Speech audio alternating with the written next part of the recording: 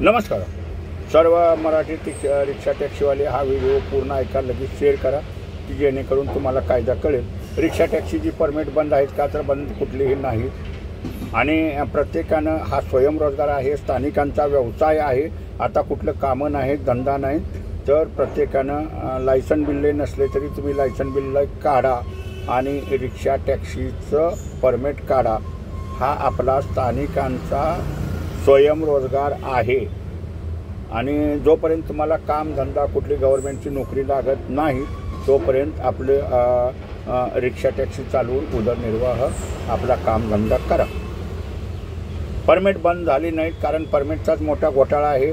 बंद करा म्हणते तर हीच लोक काळा बाजार करतायत परमिटचा, सत्य काही सांगत नाहीत आणि रिक्षावाल्यांना आता कोणी काही घाबरायचं नाही। काही बरीचशी बोंबाबोंब चालल्या बाईक टॅक्सी पण बाईक टॅक्सीला अशी त्याचं धोरण वेगळं आहे की 50 गाड्या लागणार आहेत, त्याला पुन्हा ई बाईकच पाहिजे, त्याच्यासाठी लायसन बिल्ला चालकाला लागणार आहे। म्हणजे हे खाली बोंबाबोंब केलेली आहे। बाईक टॅक्सीमुळं रिक्षा टॅक्सीवाल्याला काळी पिवळी रिक्षा टॅक्सी मीटरवाली टॅक्सी हिला कुठलाही काहीही फरक पडणार नाही।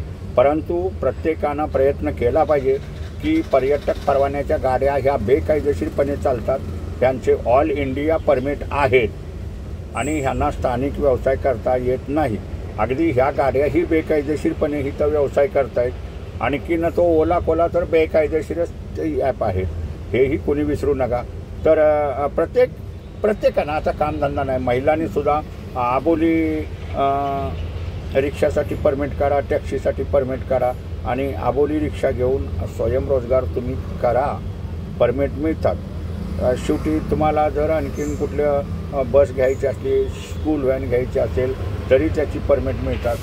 पण मी मराठी लोकांना एवढंच सांगणार आहे, पर्यटक परवान्याचं भाडं शासन ठरवू शकत नाही, त्यांना अधिकार नाही। पण आम्ही शासनाकडे सतत मागणी करत आहोत की बाबा एक समिती नेमा आणि पर्यटक परवान्याचं कमाल किमान भाडं सूत्र एक तयार करा आणि त्याच्यात मिनिमम स्टेज हा 50 किलोमीटरचा ठेवा।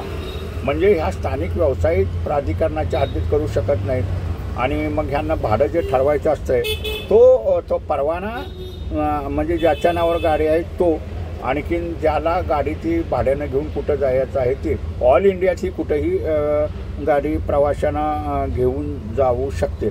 पण स्थानिक समजा मुंबईतली गाडी आहे, ते मुंबईत त्या ओला कोलाला जोडून स्थानिक व्यवसाय करत असेल तर त्याला कुठलाही अधिकार नाही, हे मात्र लक्षात ठेवायचं आहे। ह्या गाड्या फक्त 8 वर्षच प्रवासी वाहतुकीत चालतात। हे काय आहे, ह्या गाड्या घ्या म्हणून ह्या कंपन्यांनी वगैरे फसवून दिलेलं आहे आणि आता हे ओला कोला हे मॅटरवरतीच आलेलं आहे, त्याच्यामुळं कारवाई तर त्यांच्यावरती होणारच आहे।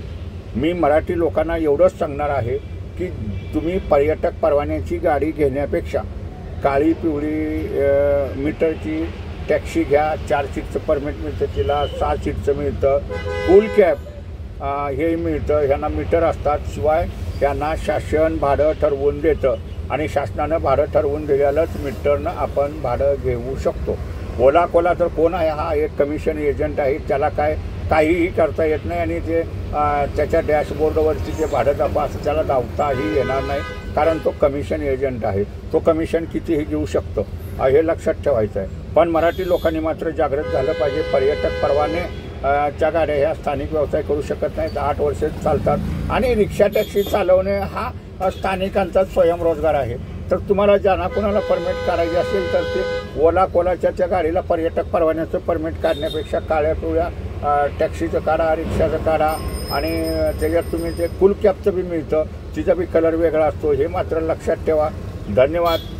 हे व्हिडिओ शेअर करा आणि मुचवाले मोकाशींचे व्हिडिओ आला की आपल्याला पूर्ण ऐकत जावा आणि एकमेकाला शेअर करा जेणेकरून तुम्हाला कायदा समजेल।